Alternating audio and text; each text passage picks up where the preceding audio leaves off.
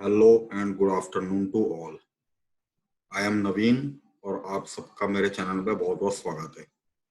Guys, जैसा कि मैं पीछे से रिव्यू करता हुआ आ रहा हूँ, मैंने कुछ वीडियोस आप लोगों के लिए बनाई थी और ये वीडियोस का जब मैंने रिव्यू यूट्यूब के ऊपर देखा तो मुझे ये चीज़ पता लग रही है कि आप लोग मेरी वीडियोस को लाइक कर रहे हैं और आप लोगों का इंटरेस्ट उसके ऊपर है, तभी जाके उसके अंदर व्यूज बढ़ रहे हैं एंड आई एम श्योर कि आप उस चीज़ से कुछ लर्न कर रहे हैं। इसी श्रृंखला को आगे ले जाते हुए मैं आप लोगों के लिए आज एक और नया वीडियो लेके आया हूँ, जो कि आप लोगों के लिए काफी ज्यादा यूजफुल होने वाला है।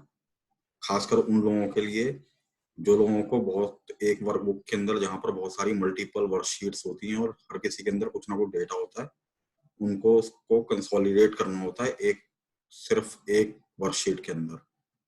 तो इस चीज को किस तरीके से किया जाएगा, देखते हैं इसको एक एग्जांपल की सहायता से।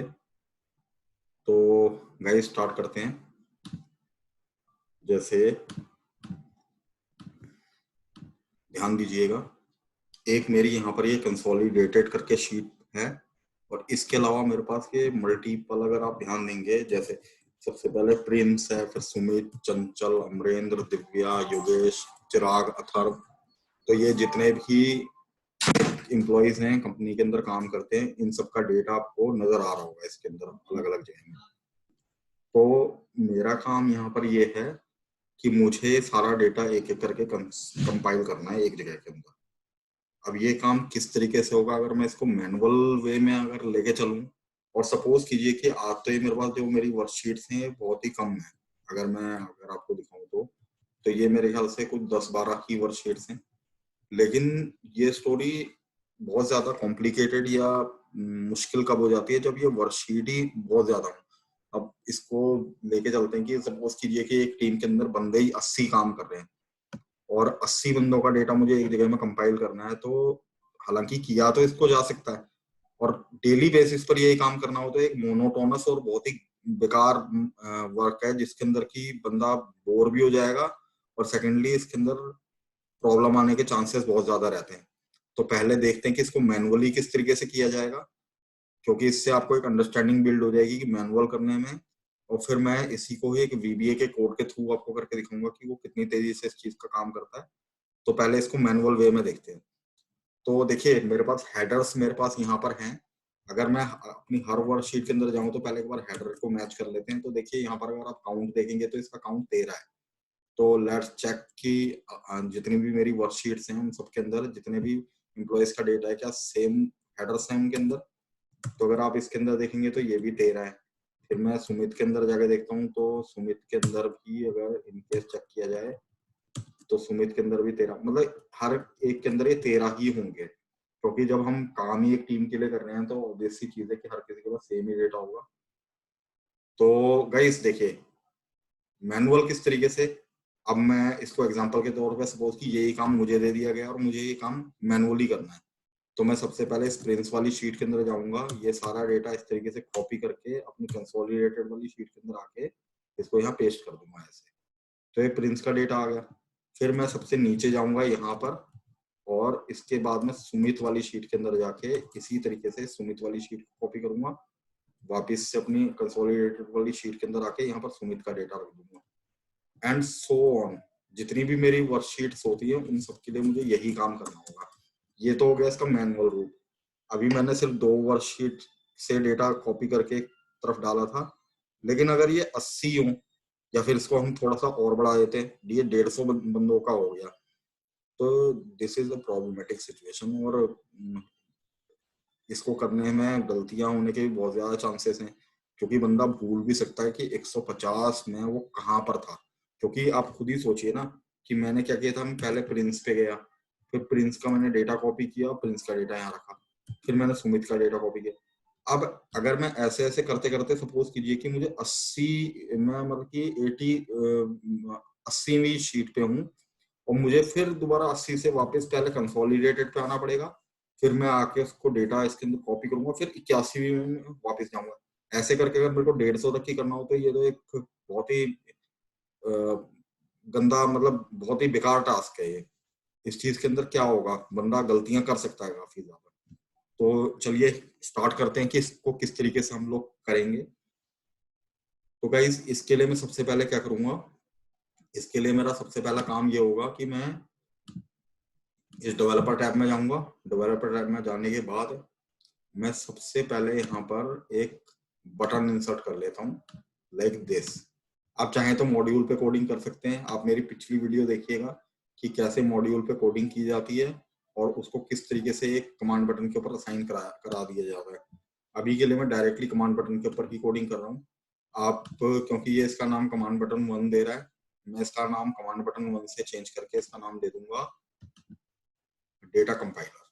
तो मैंने इसकी प्रॉपर्टीज में जाके, इसके कैप्शन में जाके इसका नाम चेंज कर दिया डेटा कंपाइलर। चलिए जी, जब ये काम मेरा हो जाएगा, क्योंकि ये भी डिजाइन मोड पे, तो जैसे मैं इस पर डबल क्लिक करता हूँ तो मुझे इसके अंदर कोडिंग एनवायरनमेंट में ले जाएगा, इंटीग्रेटेड डेवलपमेंट एनवायरनमेंट। अब मैं यहाँ पर स्टार्ट करूंगा। तो गाइस देखिए, पहली वाली जो मेरी शीट है इसका नाम कंसोलिडेटेड है, ठीक है। अब हम लोग एक काम करते हैं कि चलिए देखते हैं इसको। तो इसके लिए मुझे कुछ वेरिएबल्स की जरूरत होगी। तो वेरिएबल मैंने इसको बोल दिया dim I as integer, last row as integer।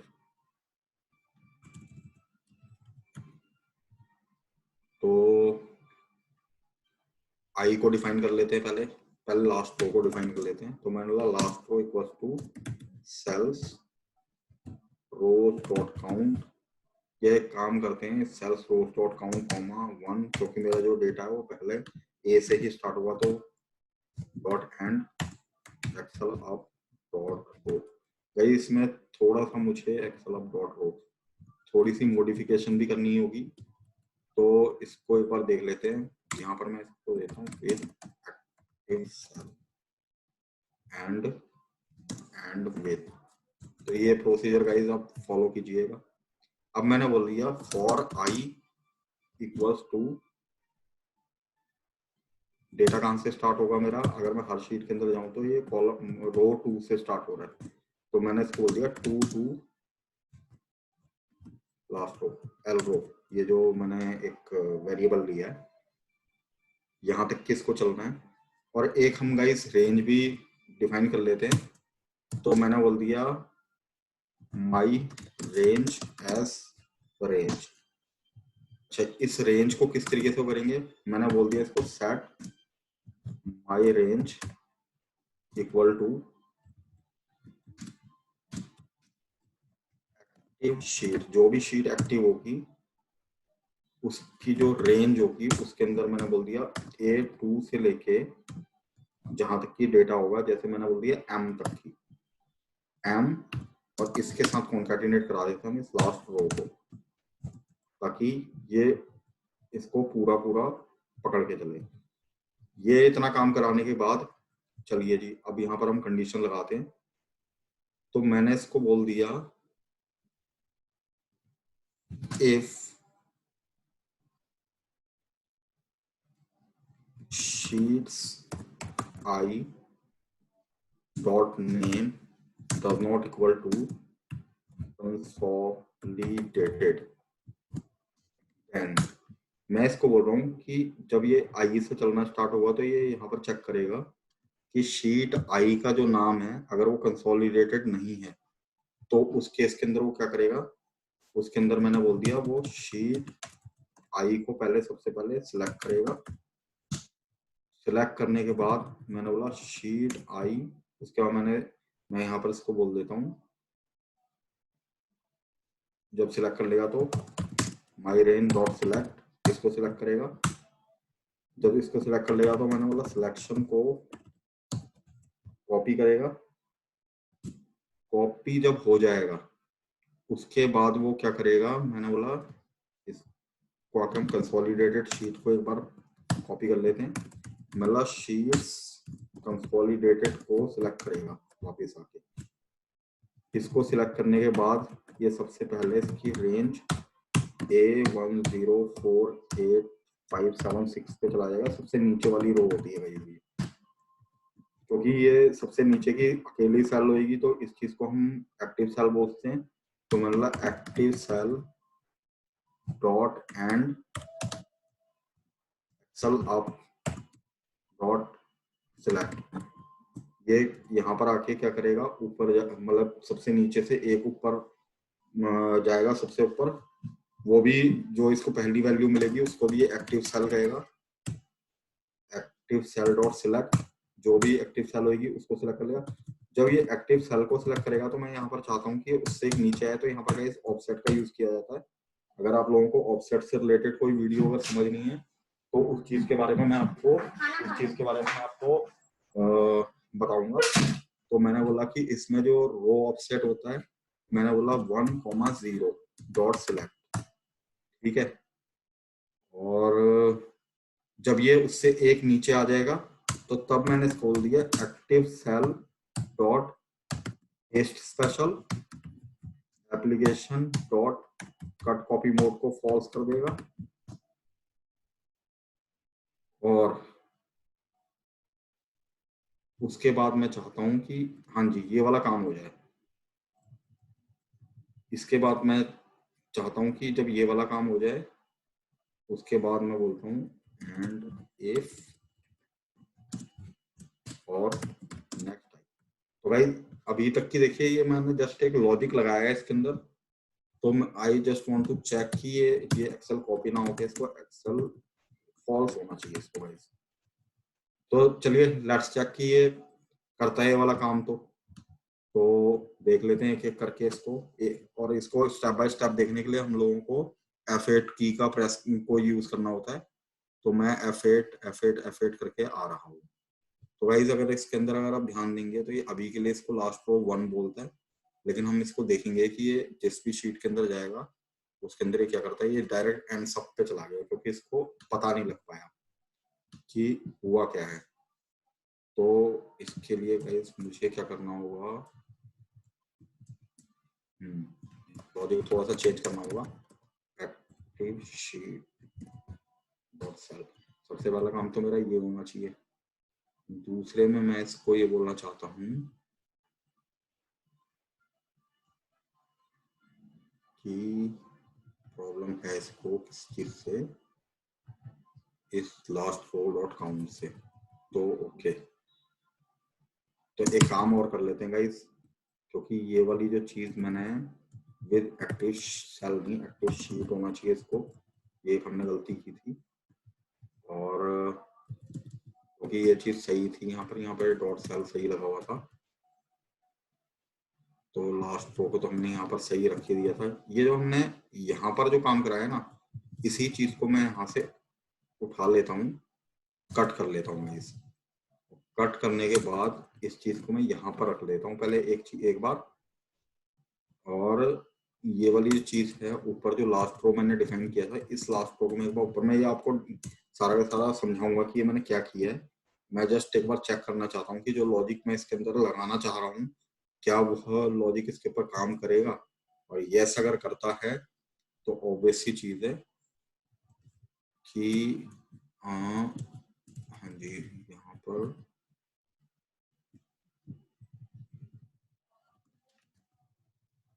ये चीज करना चाहता हूँ मैं। तो लेट मी जस्ट चेक कि ये क्या काम कर रहा है। तो एक बार यहाँ पर चल के चेक कर लेते हैं। ये डायरेक्ट फिर दोबारा एंड सब पे चला गया, तो मुझे चेक करना होगा कि ये वैल्यू कहाँ पर फॉल्स हो रही है। ये यहाँ से कह रहा है इसको कि तू लास्ट रो तक की जा, तो यानी कि आई जो है ओके, ऑलराइट ठीक है गाइस। ये एक्चुअल में इसको यहाँ से नहीं, मुझे इसको, मेरा लॉजिक थोड़ा सा गलत हो गया। मैं इसको चाहता हूँ कि जो मेरा आई है और 2 से लेके जहां तक की मेरी शीट्स का काउंट है ये वहां तक की चले, तो उसके बाद आगे का काम हो। तो लेट मी जस्ट चेक कि ये क्या काम कर रहा है, तो देखते हैं इसको। तो यस, ये अब यहाँ से बाहर नहीं गया। अब ये चेक करेगा कि ये वाली जो मेरी शीट है इसका नाम अगर कंसोलिडेटेड नहीं है तो तब शीट आई पे जाएगा। तो इसने इसको चेक करके मेरे ख्याल से प्रिंस वाली शीट पे आ जाएगा। तो देखिए प्रिंस वाली शीट पे आ गया। अब इस प्रिंस वाली शीट पे मैंने यही लॉजिक इसको दिया है कि आप यहाँ पर जाके जैसे आते हो तो ये पूरी की पूरी रेंज को सिलेक्ट करेगा। तो ये देखिए इसने पूरी रेंज सिलेक्ट कर ली है जहां तक की रेंज इसकी होनी चाहिए। मैं आपको इसको एक बार दिखाना चाहता हूँ कि इसकी रेंज कहाँ तक की जा रही है। एक बार देख लेते हैं इसको मैनुअली। काफी ज्यादा डेटा है इसके अंदर, लेकिन फिर भी इसको देखना हमारा बनता है कि मेरा जो लॉजिक है वो काम कर रहा है या नहीं कर रहा। तो just hold down for a second कि एक बार ये चीज हो जाती है तो देखिए पूरी रो इसने सेलेक्ट कर ली, इसके नीचे मेरा कोई डेटा नहीं है। तो इट मींस कि अभी तक की का जो भी मैं यहाँ पर लॉजिक चला रहा था, लॉजिक बिल्कुल परफेक्टली काम कर रहा है। मैंने इसको बोला तो सिलेक्शन को कॉपी कर, कॉपी करने के बाद यहाँ पर मैंने बोला कि अब जब ये वाली शीट को सिलेक्ट करेगा तो इसको वापस से कंसोलिडेटेड पे तो आना ही होगा। तो मैंने बोला तू कंसोलिडेटेड शीट पे वापस आ जा। ये वापस आया। मैंने इसको बोला कि तो सबसे नीचे वाली जो सबसे लास्ट इसके अंदर रो होती है उसको सिलेक्ट कर। तो ये सबसे नीचे आ गया। अगर आप एक्सेल की शीट पे ध्यान देंगे यहाँ पर तो 10,48,576 पे है।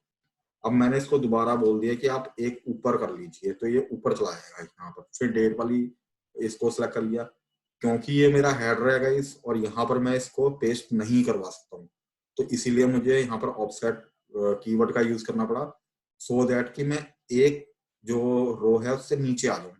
तो ये एक रो नीचे आ जाएगा यहाँ पर। यहाँ पर मैं बड़े आसानी से इसको पेस्ट करवा सकता हूँ। यस, इसको मैंने पेस्ट कराया, एप्लीकेशन को फॉल्स कराया और फिर नेक्स्ट आई पे चला गया।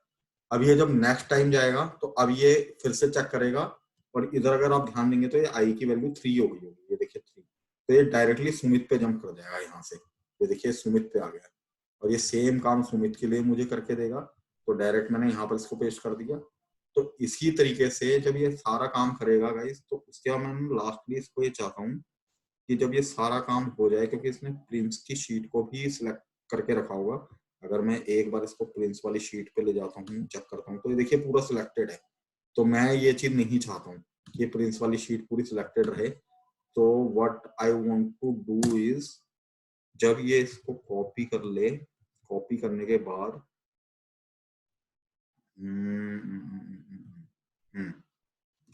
कॉपी करने के बाद ये क्या करे, मैं चाहता हूँ कि जो एक्टिव शीट है ना उसकी रेंज A1 पे ही, सिलेक्ट करने के बाद ये इसकी रेंज A1 पे ही आ जाए वापस। तो ये A1 को सिलेक्ट कर ले। ये चीज मैं भी आपको समझाता हूँ कि ये मैं क्या करवा रहा हूँ।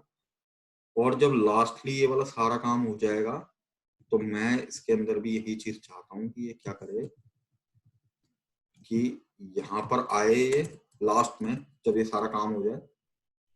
और उसके बाद मैं चाहता हूँ कि जो कंसोलिडेटेड वाली जो मेरी शीट है इसके अंदर जब पेस्ट कर लेगा, तो एक्टिव शीट के अंदर ही मैं चाहता हूँ A1 को सिलेक्ट करके यहाँ पर मैसेज बॉक्स दे दे। मैसेज बॉक्स में आपको क्या इंफॉर्मेशन दे कि data has been compiled.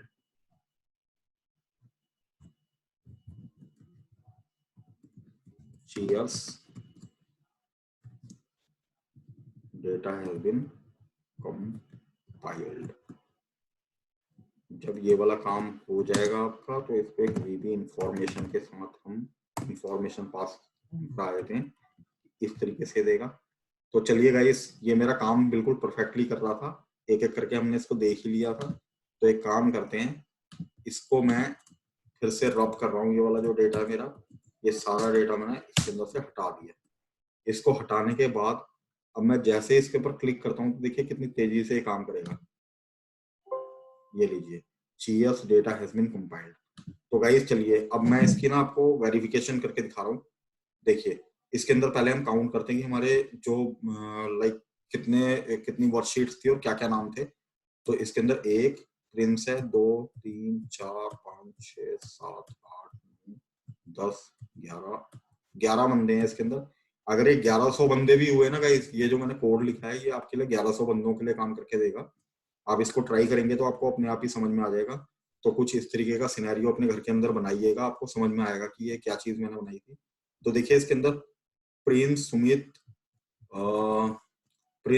Chanchal, Amarendra, Divya, Yogesh, Chirag, Atharva and Manoj, Anirudh and Neeraj, ये बंदे हैं।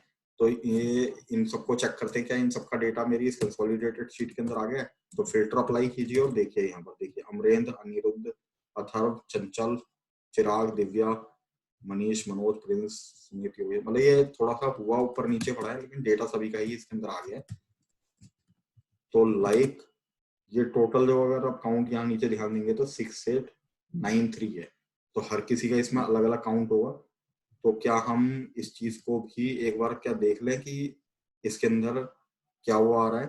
तो चलिए इसको एक बार इसको हम यहाँ पर लाइक एक बार इसकी वो कर लेते हैं कि जो भी चीज मैंने बोली है क्या ये सही है। तो देखिए ये मेरे को बोलता है कंसोलिडेटेड के अंदर जो मेरा काउंट है वो है 6893। तो 6893 को हम एक काम कर लेते हैं। मैं यहीं पर ही लिख लेता हूँ। मैंने बोल दिया टोटल काउंट 6893। ये तो इसका टोटल काउंट हो गया। तो यहाँ पर नाम और रख लेते हैं। तो मैंने एक काम कर लेते हैं इसके अंदर लाइक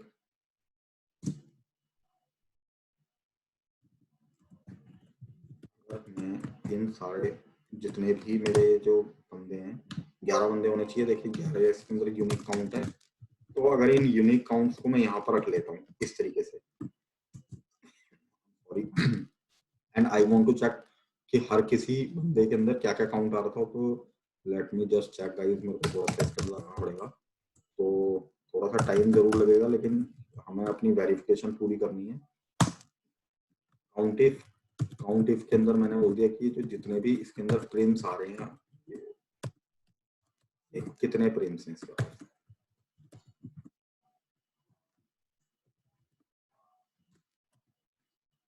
इसी तरीके से सुमित,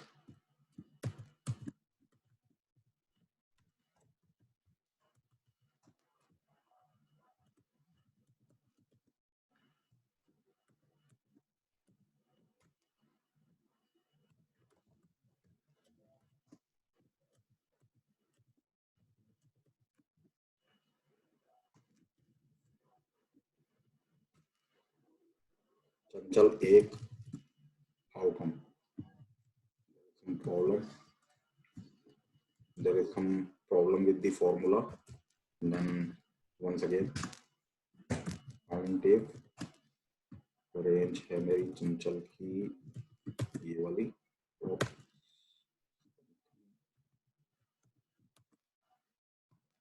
क्राइटेरिया इज दिस 235।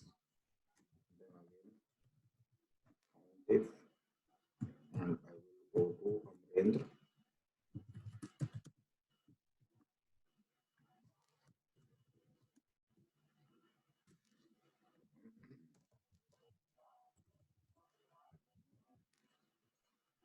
हालांकि ये हम एक एक करके हर किसी के लिए पीवट टेबल के थ्रू भी कर सकते थे, लेकिन फिर भी करना तो सभी के लिए एक एक करके पड़ता ही। तो इसलिए गाइस मैंने ये वाला तरीका ज्यादा सही समझा कि एक ही शीट के अंदर इन सबकी जो भी काउंटिंग आ रही है वो आपको दिखा दिया जाए।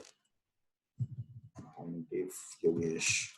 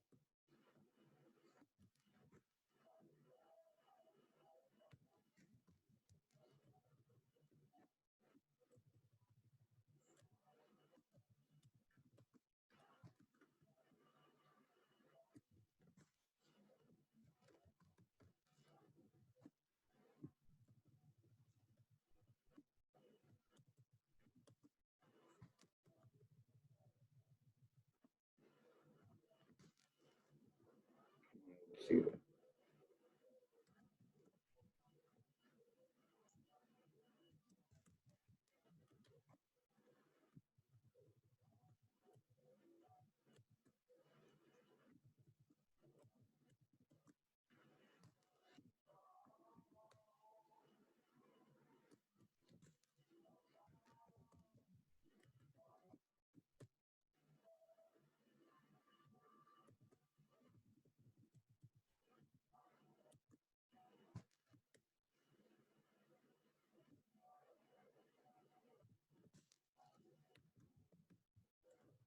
Last one guys, last one के लिए ये मनीष है, इसको भी देख लेते हैं। तो अगर आप लास्टली इसको भी चल के चेक करते हैं तो ये देखिए ये सेग्रीगेशन है। सेग्रीगेशन अगर मैं इन सबका सम देखना चाहूँ कि इन सबका सम कितना है, चलिए यहाँ पर लगा लेते हैं, मतलब सम, और इन सबका जो भी सम है, तो ये देखिए दोनों के दोनों सेम है, दिस इक्वल टू दिस, ये ट्रू आ रहा है आपका। तो इट मीन्स कि जो भी मेरी कंसोलिडेशन मैंने की है, उस कंसोलिडेशन के थ्रू जितना भी डेटा कंपाइल हुआ है वो सारा का सारा परफेक्टली इसके अंदर कंपाइल हो गया है, अगर आप ध्यान देंगे तो। क्योंकि हर किसी के अंदर इस तरीके से काउंट था, और किस तरीके से उसने इसको करके दिया है ये आपको आपके आगे ही है। और देखिए कितनी तेजी से इसने काम करके दिया है। आपको जस्ट एक सिंगल क्लिक करना है, क्योंकि ये सिर्फ 11 है। मैं आप लोगों से मेरी सजेशन ये रहेगी कि कोई एक ऐसी वर्कबुक उठाइए जिसके अंदर की बहुत सारी शीटें हों, और जो ये मैंने कोड लिखा है इस कोड को आप अपने उस कोर्स ऑफ एक्शन के ऊपर इम्प्लीमेंट कीजिए। 101% आप लोगों को इस चीज की गारंटी देता हूँ कि एक सिंगल क्लिक में बहुत तेजी से आपकी कंपाइलेशन हो जाएगी। तो ये देखिए जैसे ही मैंने इसके ऊपर क्लिक किया तो ये देखिए कितनी, मुझे लगता है कि 2 सेकंड भी नहीं लगे होंगे कि ये डेटा कंपाइल हो गया। और यही काम जब मैं मैनुअली कर रहा था तो मुझे कितना टाइम लग रहा था। तो this is the main thing. आप लोगों को एक बार इसकी कोडिंग में फिर दोबारा से दिखा देता हूँ। इसकी कोडिंग के अंदर कोई ज्यादा मैंने बड़ा लॉजिक नहीं लगाया है, इसको हम थोड़ा बड़ा ही कर लेते हैं। तो दिस इज दी कोडिंग। इसके अंदर चलिए अब मैं आपको, जैसे मैंने आपको बोला था कि आपको मैं समझाने की बात कर रहा था, तो चलिए इसको समझा देते हैं। तो इसके अंदर मैंने गाइस क्या किया था, सबसे पहले मैंने 3 वेरिएबल डिफाइन किए। एक तो इंटीजर आई, ये इंटीजर के अंदर क्या होता है कि 32,793 समथिंग के अराउंड वैल्यूज जो होती हैं स्टोर हो जाती है। तो ये इसको मैं रो वाइज दौड़ाना चाहता था, रन करवाना चाहता था। मैं ये देखना चाहता था कि हर शीट के अंदर मेरा कितना डेटा है, क्योंकि मुझे इतना तो श्योर था कि हाँ जी 32,000 से कम नहीं है। एक लास्ट रो मैंने लिया, इसको भी मैंने इंटीजर लिया। देखिए एल रो करके जो मैंने लिया है, ये फंक्शन बहुत ही डायनेमिक और अच्छा फंक्शन होता है। ये क्या करता है कि किसी भी वर्कशीट के अंदर जो जितना भी आपका डेटा पड़ा हो उसकी जो लास्ट वैल्यू होती है उसको अपने अंदर स्टोर कर लेता है, यानी कि लास्ट रो होती है। तो चाहे कोई सी भी शीट हो, जैसे अगर मैं बात करूं प्रिंस की, तो प्रिंस के अंदर 285 इसकी लास्ट रो है, तो इसने 285 इसके अंदर अपने अंदर स्टोर कर ली होगी। इसी तरीके से सुमित के अंदर ये जो 1440, अगर आप लास्ट की देखें तो ये वाली वैल्यू, इसको इसने अपने अंदर स्टोर कर लिया होगा। तो अब यहाँ पर लॉजिक देखिए, लॉजिक क्या है कि लॉजिक के अंदर मैंने इसको ये बोला कि एक अगर मैं पर्टिकुलर्स को शीट को दे देता, जैसे कि कंसोलिडेटेड करके ही देता, तो एक कंसोलिडेटेड का ही लास्ट रो काउंट अपने अंदर रखता, जो कि शुरुआत में था ही एक, क्योंकि हेडर ही हेडर थे, तो ये लॉजिक यहाँ काम नहीं करता। लेकिन जैसे ही मैं इसको जिस भी शीट के अंदर, जैसे ही मैं जिस भी शीट को सिलेक्ट करता हूँ वो मेरी एक्टिव शीट हो जाती है। तो यहाँ मेरा लॉजिक यही था कि कोई चाहे शीट कोई सी भी हो, उस शीट का लास्ट रो काउंट ही अपने अंदर रख ले। तो ये वाला जो काम हो रहा है इसने यही काम करके दिया, ठीक है जी। इसका मैंने यहाँ पर लूप चला दिया कि तू 2 से चल, क्योंकि पहले पे तो मेरा कंसोलिडेटेड लिखा हुआ है। तो मैंने इसको ये बोला कि तू 2 से चल जहां तक की शीट का काउंट होता है, चाहे जितनी मर्जी इसके अंदर शीट हो। तो ये वाला जो फंक्शन है ये डायनेमिक फंक्शन है गाइस। इसके अंदर जैसा मैं आपको अभी बता रहा था कि अभी तो मेरे पास सिर्फ 11 ही शीट है, अगर ये 1100 शीट भी होंगी तो ये शीट काउंट करके चलेगा, 1100 शीट तक की काम करके देगा। अब यहाँ पर लॉजिक देखिए, क्योंकि जिन लोगों को लूप का कॉन्सेप्ट पता है उन लोगों के लिए भी, और जिन लोगों को नहीं पता उन लोगों को बता रहा हूँ कि लूप मेरा जो स्टार्टिंग इसका पॉइंट है वो 2 से है। तो जब अगर मैं इसको ये बोल दूंगा कि शीट आई, आई की वैल्यू मेरी शुरुआत में 2 है, तो मैंने इसको बोल दिया कि शीट आई का जो भी नाम है वो अगर कंसोलिडेटेड नहीं है, तो उस केस के अंदर वो क्या करेगा, आई शीट को सिलेक्ट कर लेगा। तो ये दोनों ही कंडीशन यहाँ पर फॉल्स हो रही है, क्योंकि देखिए कंसोलिडेटेड जो क्या बोलते हैं शीट है, ये मेरी 1 पे फॉल करती है, जबकि ये स्टार्ट कहाँ से हो रहा है, 2 पे। तो ये शीट आई का जो नाम, यहाँ पर ये कंडीशन फॉल्स हो जाएगी।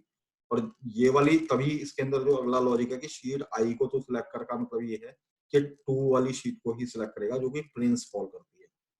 उसके बाद विद एक्टिव शीट, इसमें भी लास्ट रो मैंने लगा दिया था कि चलिए लास्ट रो ये वहीं तक की चले। अगर मैं इसको यहाँ से हटा भी दूंगा तो ये will not make any difference, इससे फर्क नहीं पड़ता। यहाँ पर ये लास्ट रो वाला हिसाब किताब है कि एक्टिव शीट के अंदर ये वाली चीज चले।